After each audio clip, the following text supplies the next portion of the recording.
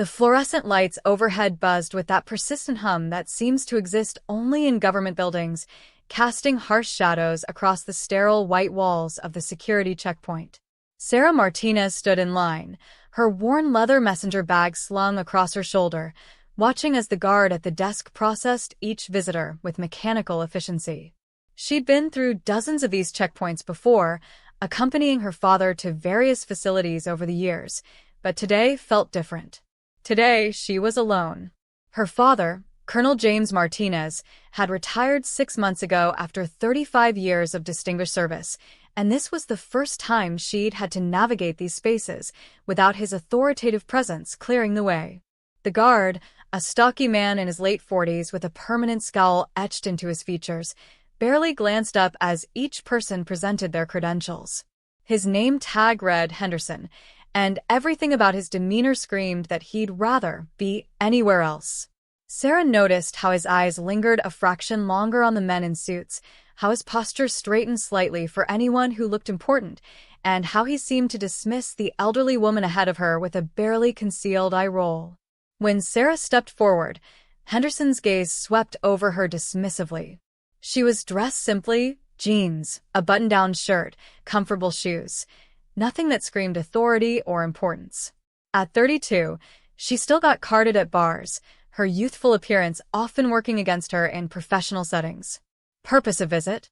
Henderson asked without looking up from his computer screen, his voice flat and disinterested. Sarah slid her ID across the counter, the plastic card catching the light. "I'm here for the strategic operations briefing in Building 7. She said calmly, her voice steady despite the flutter of anticipation in her chest. Henderson picked up the ID with 2 fingers, as if it might contaminate him, and glanced at it briefly. His expression shifted from bored to openly contemptuous in a heartbeat. "Building 7?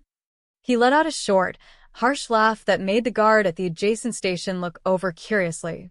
"That's restricted access, sweetheart. You sure you have the right building? Maybe you're looking for the visitor center? It's back that way." He pointed vaguely behind her, not bothering to hide his smirk. If you're hooked on this story, drop a comment below saying, "Never judge a book by its cover." Let's see who's really paying attention. Sarah felt the familiar heat rising in her chest, that combination of frustration and determination that had fueled her through countless similar encounters over the years. She'd faced dismissal before, from professors who assumed she was in the wrong classroom, from colleagues who mistook her for an intern, from men like Henderson who couldn't see past their own prejudices. "I have the correct building," she said evenly, keeping her voice professional. "If you could just scan my credentials." Henderson cut her off with a wave of his hand, dropping her ID back on the counter as if it were worthless. "Look, I don't have time for this. Building 7 is for senior personnel only. Whatever you think you're here for, you're not cleared for it. Now, I've got a long line behind you, so if you could just scan the ID." Sarah interrupted, her voice taking on an edge of steel that made Henderson's eyes narrow. For a moment, they locked gazes, and Sarah saw something flicker in his expression, a challenge, a test of wills. The people in line behind her were starting to shift impatiently, and she could feel their eyes boring into her back. Henderson's lips curled into a sneer that was equal parts condescension and cruelty. He leaned forward slightly, lowering his voice, but not enough that the people nearby couldn't hear. "Listen, honey, I've been doing this job for 15 years. I know who belongs in Building 7, and trust me." He paused, looking her up and down with deliberate slowness that made her skin crawl. "You're not it. She's worthless," he added, loud enough that his colleague chuckled, the sound carrying across the checkpoint. "Probably got lost on her way to the cafeteria or something." The words hung in the air like a challenge, and Sarah felt every eye in the vicinity turn toward her. This was the moment she'd learned to navigate carefully, the moment where responding with anger would only confirm their prejudices, but remaining silent would mean accepting their dismissal.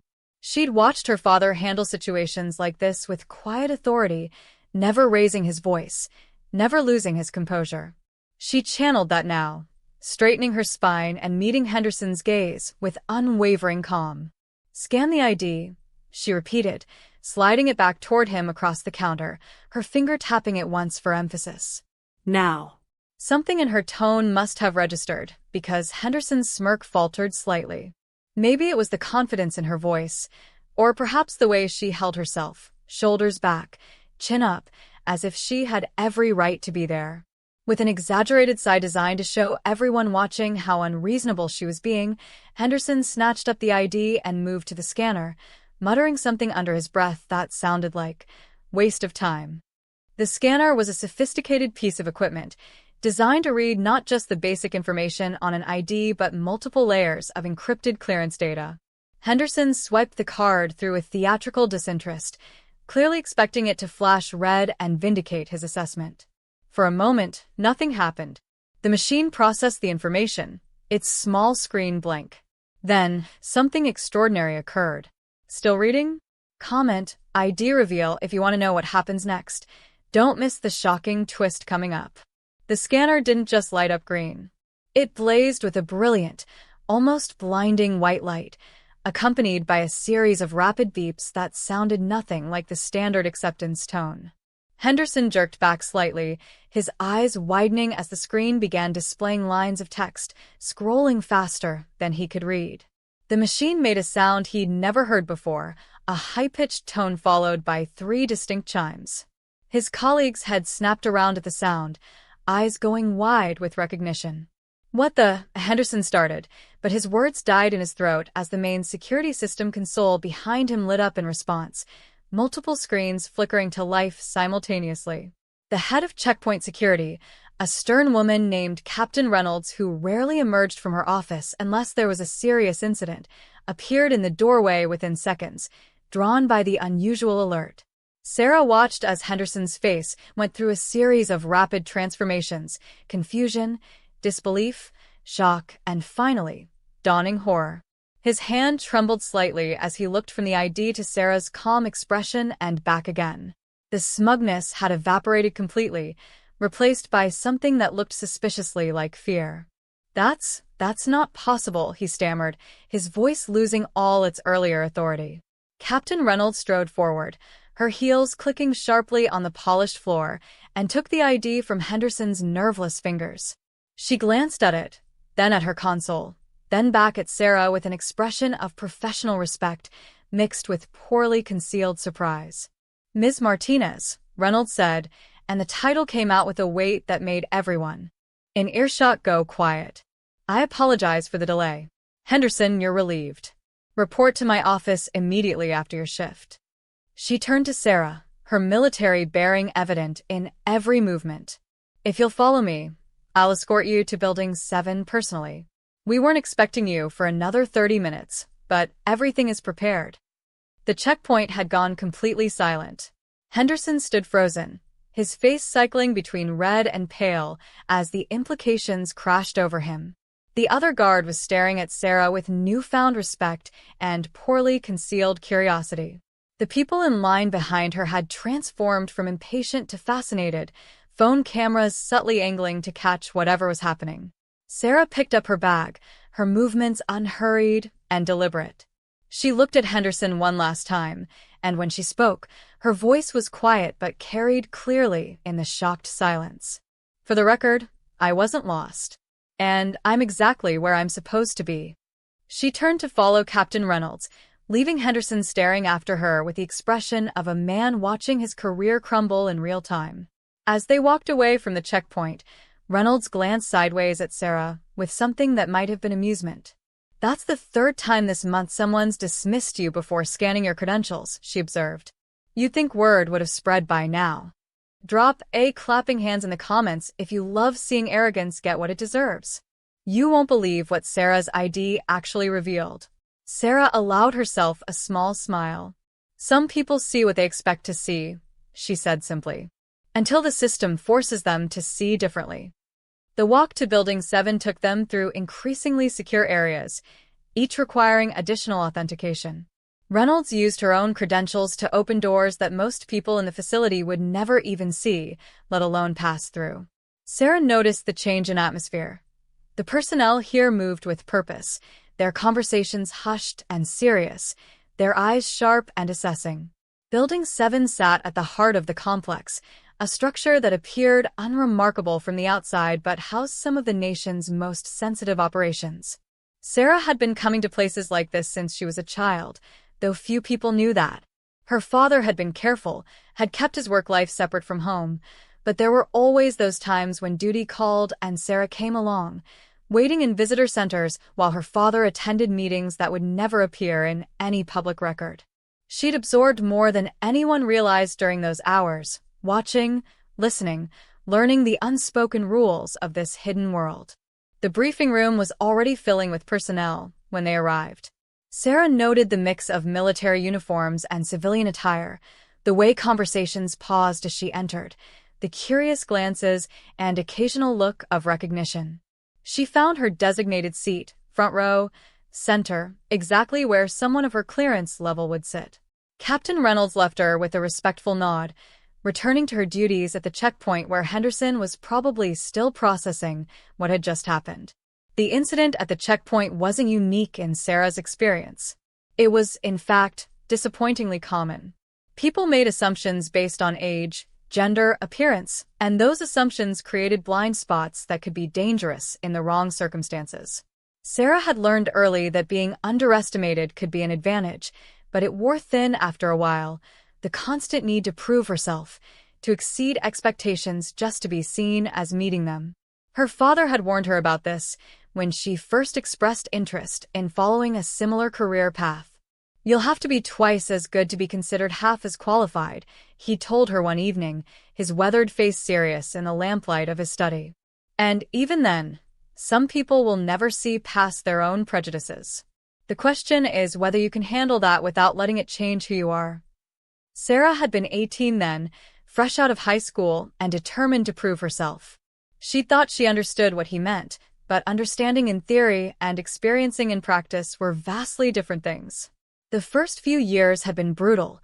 The dismissals, the assumptions, the way men twice her age with half her qualifications would talk over her in meetings or question her presence in spaces she'd earned the right to occupy. But she'd persisted, driven by a combination of stubbornness, genuine passion for the work, and a desire to honor her father's legacy by forging her own. Type proud if you're inspired by Sarah's determination. The backstory gets even more intense. Keep reading. Colonel James Martinez had been a legend in certain circles, though you'd never know it from meeting him. He was the kind of man who'd won medals he never wore, led operations that would never be declassified, and earned the respect of everyone who served with him through sheer competence and unshakable integrity. His retirement party 6 months ago had been a small, private affair at the house, but the parade of visitors who came to pay their respects told the real story. Generals and sergeants, analysts and field operatives, people from every level and branch who'd worked with him over the decades. Sarah had stood in the corner of the living room, watching as hardened military veterans got misty-eyed sharing stories about her father, and she'd felt the weight of the legacy she was choosing to inherit. The briefing began promptly, at 1000 hours. The officer leading it, a no-nonsense lieutenant colonel named Patterson, didn't waste time with pleasantries. He launched directly into the situation report, his presentation heavy with satellite imagery, intercept transcripts, and threat assessments that painted a concerning picture of emerging instabilities in several global hotspots. Sarah took notes, her mind processing the information with the analytical precision she'd developed over years of training. She saw patterns others might miss, made connections between seemingly unrelated data points, and twice raised her hand to ask questions that caused Patterson to pause and reconsider elements of his assessment. By the time the briefing ended 2 hours later, everyone in the room knew she wasn't there by accident or nepotism. She belonged. During the break, several people approached Sarah, some to introduce themselves, others to discuss points she'd raised during the briefing. A Navy commander named Chen, whom she recognized from interagency meetings, pulled her aside with a knowing smile. "I heard what happened at the checkpoint," he said, keeping his voice low. "Henderson's developed quite a reputation for being difficult, but he really stepped in at this time. Captain Reynolds is recommending disciplinary action." Sarah shrugged, uncomfortable with the attention. "He made assumptions. The system corrected him. That's how it works." Chen's smile widened. The system corrected him with prejudice. Do you have any idea how rare that scanner alert is? Most of us get standard green lights. You triggered what they call a Tier 1 priority response. That only happens for about 50 people in the entire country. Henderson basically just sneered at someone who outranks 90% of the people in this facility, including his own supervisor. 50 people. Sarah hadn't known the exact number, but she'd known her clearance level was exceptional.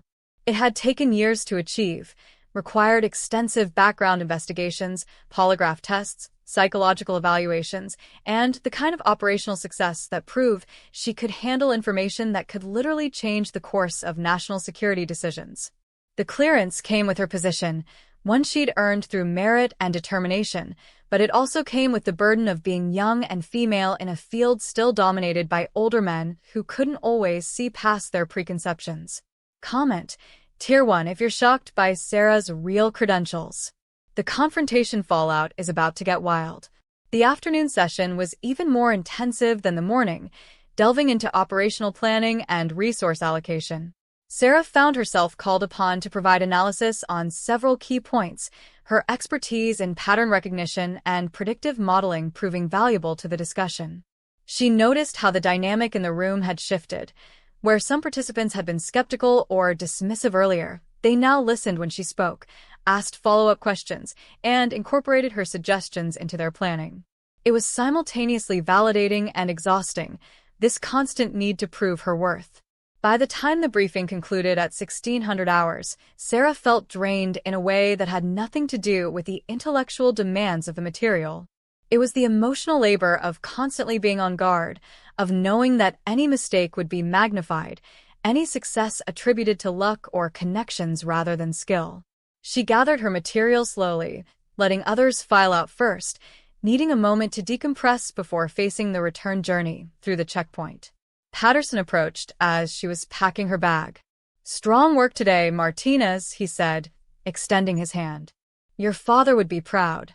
"Hell, I'm proud, and I barely know you. You've got his eye for detail and his ability to see the bigger picture. That's rare." The compliment warmed her more than she cared to admit. "Thank you, sir. It was an honor to participate." Patterson studied her for a moment, his expression thoughtful. "You know, when I saw your name on the roster, I'll admit I had questions. Wondered if you were getting special treatment because of who your father is. I was wrong, and I apologize for that assumption. You earned your seat at this table. Don't let anyone, including yourself, tell you otherwise." Sarah nodded, not trusting herself to speak without emotion creeping into her voice. Patterson left, and she took a moment to compose herself before heading back through the facility. The return trip through the checkpoint was dramatically different from her arrival. Henderson was nowhere to be seen, apparently already reporting to Captain Reynolds' office for what was undoubtedly an uncomfortable conversation. The guard who'd chuckled at Henderson's comment earlier was now stationed at the desk, and his demeanor towards Sarah was almost comically deferential. He scanned her ID without comment, the system again lighting up with its distinctive alert sequence, and wished her a good evening with genuine respect. As Sarah walked back to her car through the late afternoon sunlight, she reflected on the day's events. Part of her felt vindicated. Henderson's assumptions had been spectacularly wrong, and he'd face consequences for his unprofessionalism. But another part of her felt weary, tired of fighting the same battle over and over, of having to prove herself in ways her male counterparts rarely did. How many Hendersons existed in the world, making snap judgments about people based on surface appearances? How many opportunities were lost, how many talented individuals dismissed, because someone couldn't see past their own biases? Still with me? Comment Henderson if you think he deserved what happened. The story takes an even deeper turn from here. Her phone buzzed as she reached her car, a text from her father. "Heard you made quite an impression today. Proud of you, kiddo. Dinner tomorrow?" Sarah smiled, typing back a quick affirmative. Her father had always been her biggest supporter, the one who encouraged her to pursue this path despite knowing how difficult it would be. He'd faced his own challenges, breaking barriers as a Latino officer, rising through ranks that had historically been dominated by others, and he'd passed on the lessons he'd learned about resilience. Excellence, and maintaining your integrity in the face of adversity. That evening, Sarah found herself unable to stop thinking about the incident. It wasn't Henderson's sneer that bothered her most. She'd encountered worse. It was the casual cruelty of it, the way he dismissed her publicly, tried to humiliate her in front of others. She wondered how many people he'd treated similarly, how many individuals with legitimate business had been turned away or made to feel small by his prejudices. She also thought about the system that had corrected him so dramatically. The Tier 1 clearance alert wasn't just about security. It was designed to shock checkpoint personnel into recognition, to make them understand they'd encountered someone whose work was critical to national interests. In a way, it was the system's attempt to overcome human bias with technological fact. But it only worked after someone like Henderson had already revealed their prejudice. The prevention would be better than the correction, but that required changing hearts and minds, and that was infinitely more difficult than programming a scanner. The next day, Sarah met her father for lunch at his favorite Italian restaurant, a small family-owned place where the owner knew his order by heart. Colonel Martinez looked good in retirement, relaxed, happy, though Sarah could see the sharpness still present in his eyes, that alertness that never fully went away for people who'd spent decades in high-stakes positions. Over pasta and wine, she told him about the checkpoint incident in detail. He listened without interrupting, his expression moving through concern, anger, and finally settling on something like resigned understanding. When she finished, he was quiet for a long moment, turning his wine glass slowly between his fingers. "I'm sorry you had to deal with that," he said finally. "I'd hoped things had changed more than they apparently have. But I'm not surprised. Men like Henderson exist at every level, in every organization. They're threatened by anything that challenges their sense of order, their understanding of who belongs where. Your presence, your credentials, your competence, all of that threatens his worldview. So he lashes out, tries to put you back in what he considers your place." Sarah nodded, spearing a piece of ravioli more aggressively than necessary. "I'm so tired of it, Dad. Every room I walk into, I have to prove myself. Every meeting, every briefing, every checkpoint. And the moment I make a mistake, it's proof that I never belonged there in the first place. But when I succeed, it's luck or connections or anything except my own merit. If you're tired of people being judged unfairly, comment 'change needed' below." Sarah's father dropped some powerful wisdom next. Her father reached across the table, covering her hand with his. His grip was firm, steady, the hand of a man who'd led soldiers through impossible situations and never wavered. "I know," he said quietly, "and I wish I could tell you it gets easier, but that would be a lie. What I can tell you is that it matters. Every time you walk through a door someone says you don't belong in, you make it easier for the next person. Every time you prove the Hendersons of the world wrong, you chip away at their certainty. It's exhausting and it's unfair, but it's also important work, maybe the most important work you'll do." Sarah felt tears prickling at the corners of her eyes and blinked them back angrily. She hated crying, hated the way it made her feel weak, even though intellectually she knew tears were just a human response to strong emotion. "Some days I wonder if it's worth it," she admitted. "If I should just find a career where I don't have to fight this battle constantly." Her father squeezed her hand, his expression serious. "Then Henderson wins," he said simply. "Every time someone like you gives up because it's too hard, people like him get to feel justified in their prejudices. They get to say, 'See? She couldn't handle it. I was right all along.' But when you persist, when you succeed despite their dismissal, you force them to confront the fact that they were wrong. That's powerful. That's revolutionary, even if it doesn't always feel that way." They talked for another hour, discussing not just the incident but Sarah's career more broadly, the projects she was working on, the challenges and opportunities ahead. Her father shared stories from his own career, times when he'd been underestimated or dismissed, and how he'd navigated those situations. Some of his strategies were tactical, keeping meticulous records, building alliances with fair-minded colleagues, choosing battles carefully. Others were more philosophical, maintaining perspective, finding purpose beyond personal validation, remembering that the work itself mattered regardless of whether everyone appreciated who was doing it. By the time they parted ways, Sarah felt steadier, more grounded. The incident with Henderson still rankled, but she could contextualize it now, see it as one data point in a larger pattern rather than a defining moment. She returned home determined to channel her frustration into fuel, to let it drive her forward rather than pull her down. The following week brought an unexpected development. Sarah received an email from Captain Reynolds requesting a meeting to discuss the checkpoint incident. She arrived at Reynolds' office with some trepidation, unsure what to expect. Reynolds greeted her professionally and gestured to a chair across from her desk, which was covered with reports, personnel files, and what looked like security footage stills. "Ms. Martinez, thank you for taking the time to meet with me," Reynolds began, her tone formal but not unfriendly. "I wanted to discuss the incident with Officer Henderson last week and its aftermath. Type justice if you think Henderson's getting what he deserves." This meeting reveals something unexpected. Sarah nodded, keeping her expression neutral. "Of course. I hope I didn't cause any unnecessary complications." Reynolds' lips quirked slightly, almost a smile. "On the contrary, you exposed a systemic problem we've been trying to address. Henderson has a pattern of behavior that's been documented over the past 18 months. Dismissive treatment of younger personnel, particularly women, a tendency to make arbitrary judgments about who belongs in various areas, and several complaints about unprofessional conduct that were noted but not acted upon decisively enough."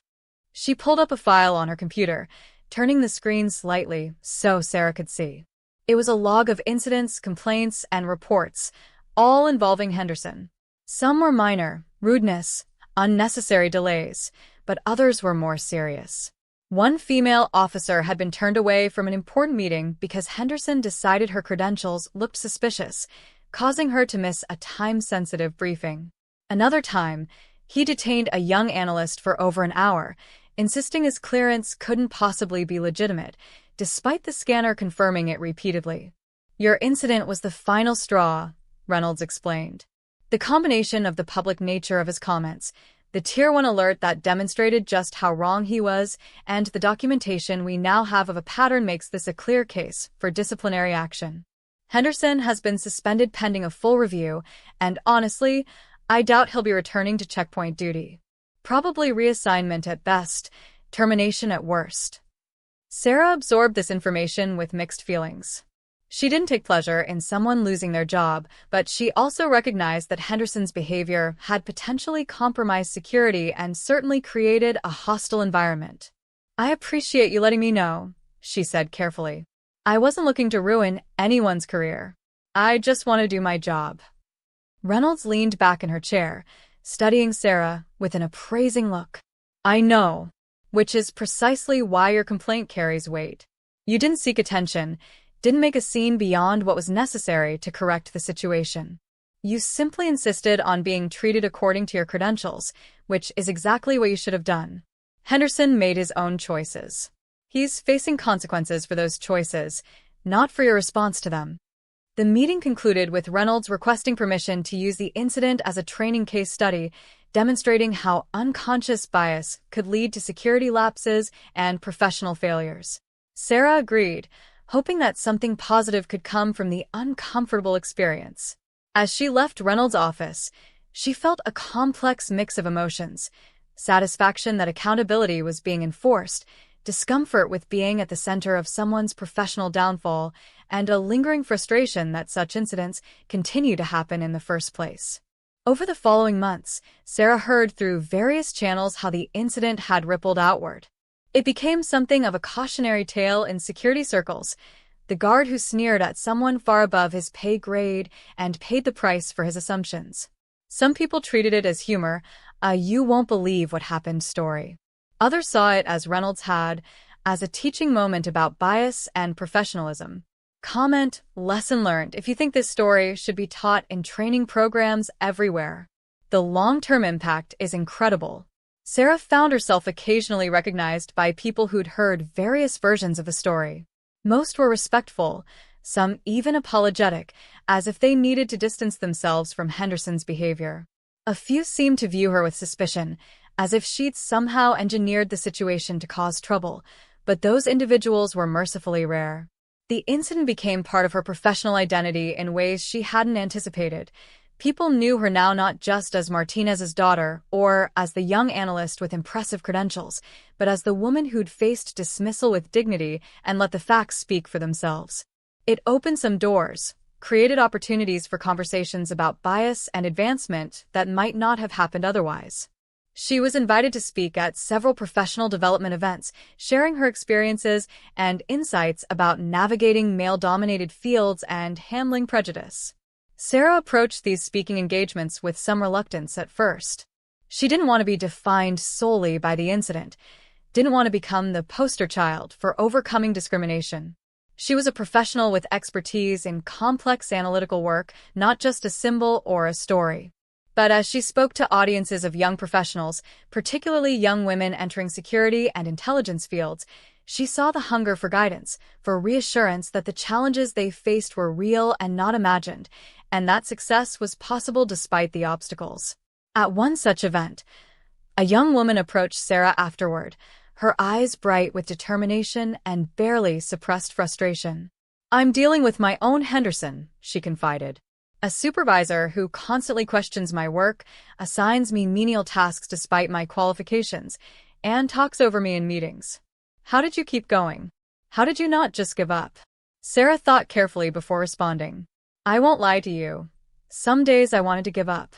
Some days I did give up, at least temporarily. I went home, cried, questioned every choice that led me to that point. But then I'd remember why I started down this path in the first place. Not to prove anything to the Hendersons of the world, but because the work matters. Because I'm good at it. Because someone has to do it, and I have skills that can make a difference. The recognition and respect, when it comes, is nice. But it can't be the only reason you do this. You have to find purpose in the work itself." The young woman nodded slowly, processing this. "And what about the people who never see you, who never recognize your worth?" Sarah smiled, but it was tinged with sadness born of experience. "You document everything, build relationships with people who do recognize your value, and remember that their blindness is their limitation, not yours. And sometimes, like with Henderson, the system eventually catches up and forces them to see. But you can't wait for that validation to feel worthy. You have to know your own worth, independent of whether anyone else acknowledges it." These conversations became increasingly common for Sarah, and while she never sought the role of mentor or spokesperson, she found herself settling into it with growing comfort. Drop a flexed biceps if Sarah's advice resonates with you. Her journey is about to come full circle in an unexpected way. A year after the checkpoint incident, Sarah was promoted to a senior analyst position with expanded responsibilities and oversight of several junior team members. The promotion came with its own challenges, managing people, making difficult decisions, balancing competing priorities, but it also came with opportunities to shape the culture and practices of her unit. She made it a priority to ensure that no one under her supervision would face the kind of dismissal she'd experienced, that credentials and competence would be evaluated fairly regardless of who presented them. She also made a point of visiting the checkpoint facility quarterly, not as an inspection but as a gesture of respect for the critical work the security personnel did. She learned names, asked about procedures, and made herself visible and accessible. It was her way of building bridges, of demonstrating that authority didn't require distance or dismissiveness. Captain Reynolds remarked on this during one visit, pulling Sarah aside with an approving nod. "You know, most people in your position never give us a second thought once they're past the checkpoint. They see us as obstacles or formalities. But you understand that we're all part of the same mission, just different roles. That matters more than you might realize." Sarah shrugged, slightly embarrassed by the praise. "You caught something with Henderson that could have gotten worse if left unchecked. That's doing your job well. I appreciate that." Reynolds smiled, a genuine warmth breaking through her usually professional demeanor. "We've made a lot of changes since that incident. New training protocols, stricter oversight, emphasis on professionalism and bias awareness. Henderson's suspension became a catalyst for improvements we'd been trying to implement for years. So, in a strange way, his behavior, as inappropriate as it was, led to something positive." That evening, Sarah called her father to share the news of her promotion. His pride was evident even through the phone, his voice thick with emotion as he congratulated her. They talked for over an hour, discussing her new responsibilities and how she planned to approach the challenges of leadership. Near the end of the conversation, her father's tone grew more serious. "You remember what I told you that day at lunch? About making it easier for the next person?" Sarah confirmed she remembered. "Well, you're doing that now in ways that go beyond just succeeding yourself. You're in a position to actively shape the environment, to ensure that the next young analyst, male or female, whatever their background, doesn't have to fight the same battles you did, or at least has someone in their corner when they do. That's the real measure of impact, Sarah. Not just your own success, but what you do with that success to lift others." His words stayed with her as she stepped into her new role, informing her decisions and her leadership style. She made it clear to her team that merit would be the only standard that mattered, that anyone who demonstrated competence and commitment would have opportunities regardless of what biases they might face elsewhere. She also made it clear that she expected her team to treat everyone they encountered, from the newest intern to the most senior official, with respect and professionalism. Comment "Real leader" if you think Sarah's leading the right way. The story's conclusion will leave you thinking. Several years passed, and the checkpoint incident gradually faded from being a defining moment to simply one story among many in Sarah's career. She continued to excel, taking on increasingly complex and sensitive projects, earning recognition from peers and superiors alike. Her father's health began to decline, the inevitable toll of age and a demanding career, but he remained engaged and interested in Sarah's work, always ready with advice, or simply a listening ear. One afternoon, Sarah was called to a high-level meeting at the same facility where the Henderson incident had occurred.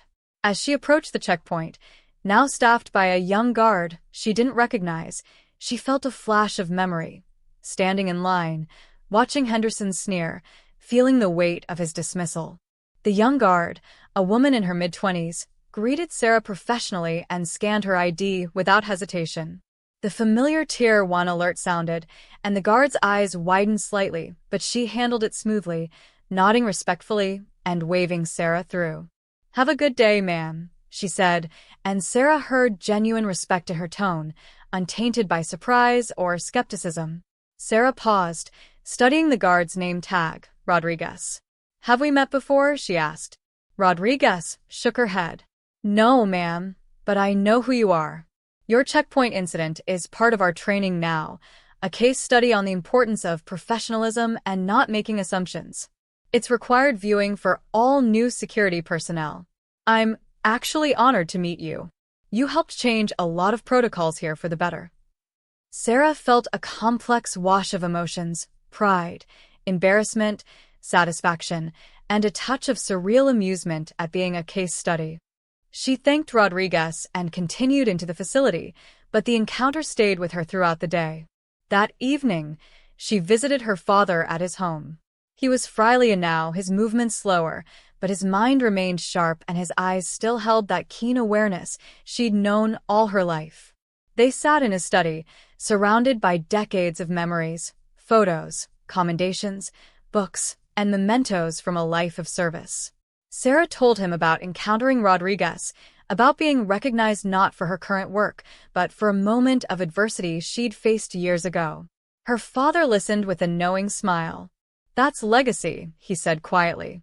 "Not the medals, or the promotions, or the classified operations no one will ever know about. It's the moments where your character showed through, where you could have responded with anger or pettiness, but chose dignity instead. It's the changes you inspired, however indirectly.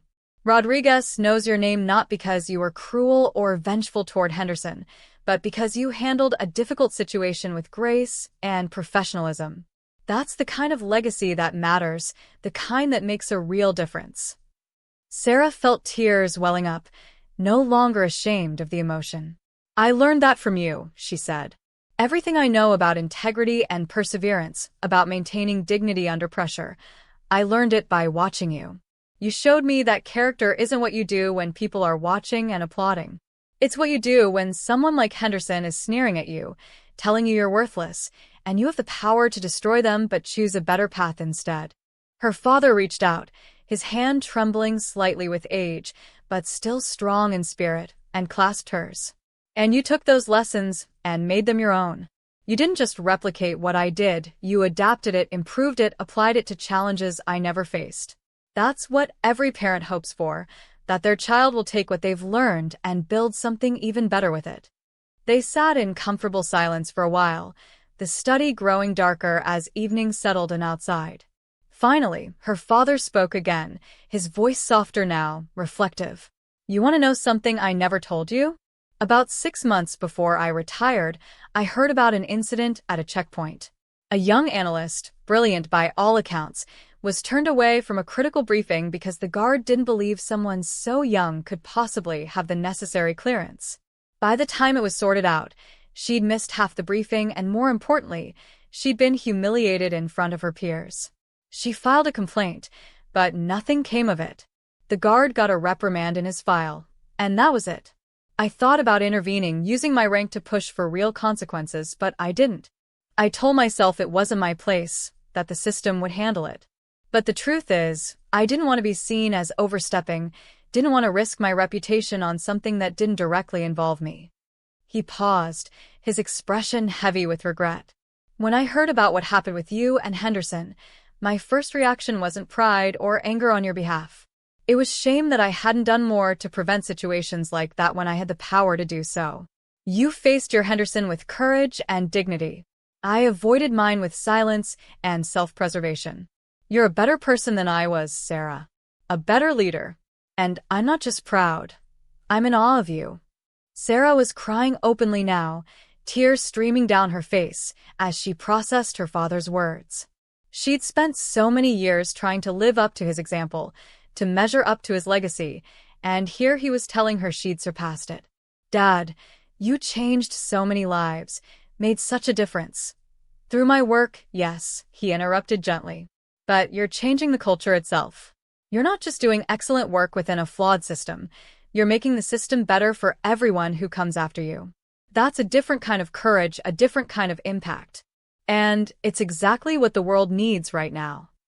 The conversation shifted to lighter topics after that: family memories, plans for the upcoming holidays, updates on relatives. But the weight of what had been said lingered, a gift of perspective that Sarah knew she would carry with her always. If this father-daughter moment touched your heart, comment legacy below. The final twist is coming. Months later, Sarah received an unexpected email. It was from Henderson. The message was brief, awkwardly formal, and clearly difficult for him to write. Ms. Martinez, I hope this message finds you well. I want to apologize for my behavior at the checkpoint several years ago. There's no excuse for how I treated you. I was wrong, and my actions were unprofessional and discriminatory. I've spent the time since my suspension in a different role, and I've undergone extensive training on bias and professionalism. I'd like to say I've changed, but I think that's for others to judge, not me. I just wanted you to know that I'm sorry and that I understand now how much damage assumptions and prejudices can do. I hope you continue to excel in your career, and I wish you all the best. Respectfully, Richard Henderson. Sarah read the email 3 times, her emotions complex and conflicted.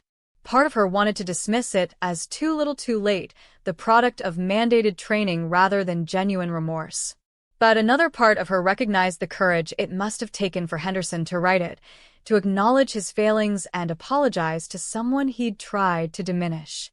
She took a day to consider her response, discussing it with her father and a few trusted colleagues. In the end, she decided to reply, keeping her message brief but sincere. Mr. Henderson, I appreciate you taking the time to reach out and apologize. What happened that day was difficult, but it also became a catalyst for positive changes in security protocols and training. I hope your experiences have been similarly instructive and that you've found ways to apply what you've learned in your current role. We all have blind spots and biases. The key is being willing to confront them and grow.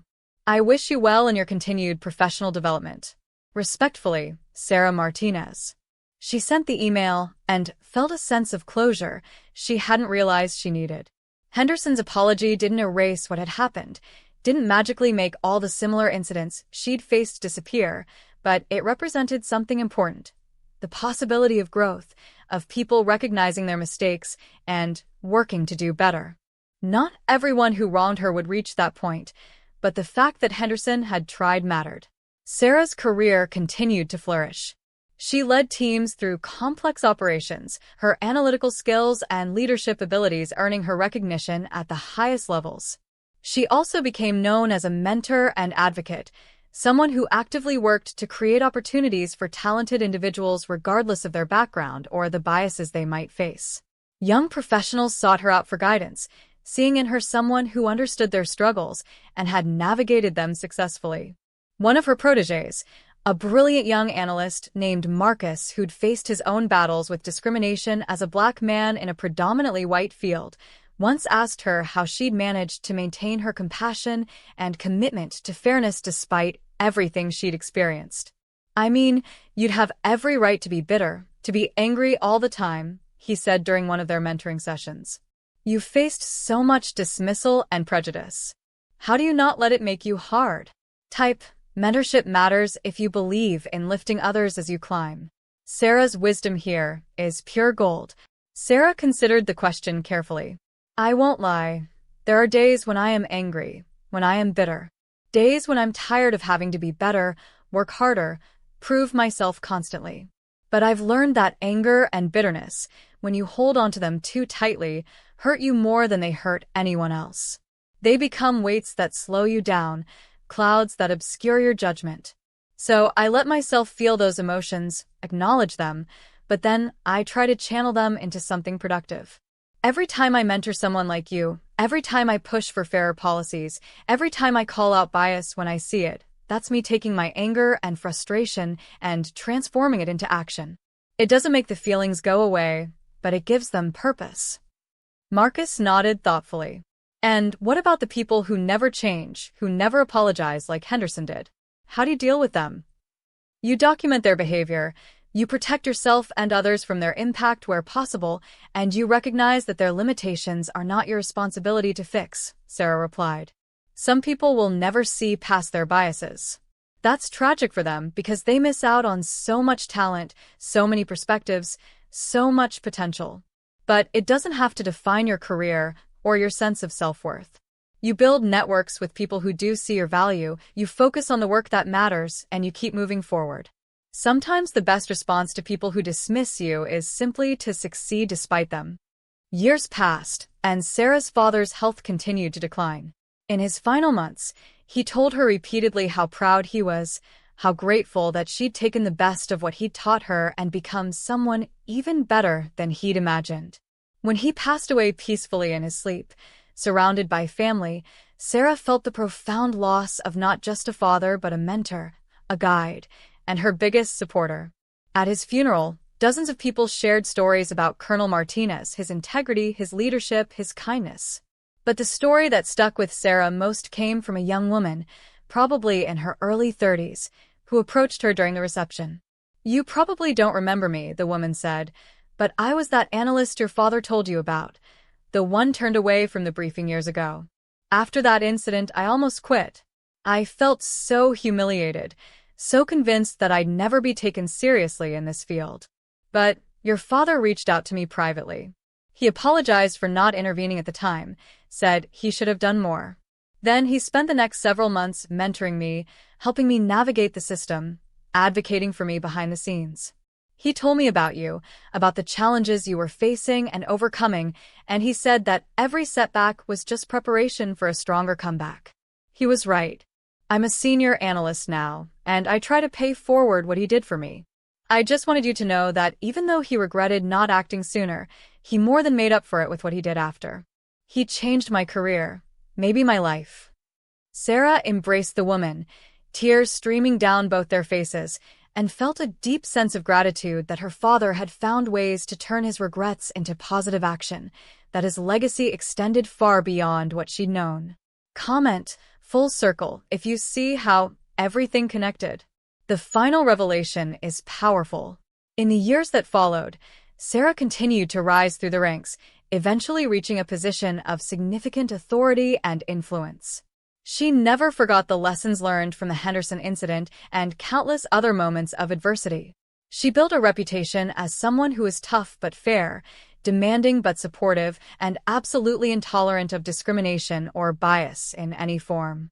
She implemented new policies, championed diverse hiring, and created mentorship programs that paired senior leaders with junior staff across demographic lines. The culture didn't change overnight. Institutional bias is stubborn and deep-rooted, but it did change slowly and steadily, one policy, one hire, one intervention at a time. Sarah also made it a point to visit security checkpoints regularly, not as inspections, but as relationship-building exercises. She learned the names of guards, asked about their families, understood their challenges. She wanted them to see the people they were screening not as obstacles or inconveniences, but as colleagues in a shared mission.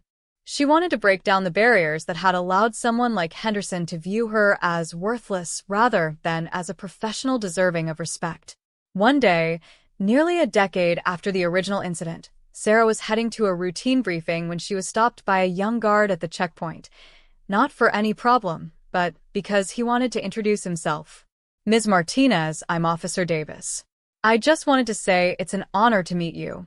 Your checkpoint incident is still part of our training, and honestly, it's one of the most important lessons we learn. Not just about checking credentials properly, but about treating everyone with respect regardless of what we assume about them. You've made a real difference in how we do our jobs." Sarah thanked him, genuinely touched, and continued into the facility. As she walked, she thought about the journey that had brought her to this point, from the young woman dismissed as worthless to a leader whose influence had reshaped institutional practices. She thought about her father and the legacy he'd left, about Henderson and his eventual apology, about Rodriguez and Davis and all the security personnel who now approached their work with greater awareness and professionalism.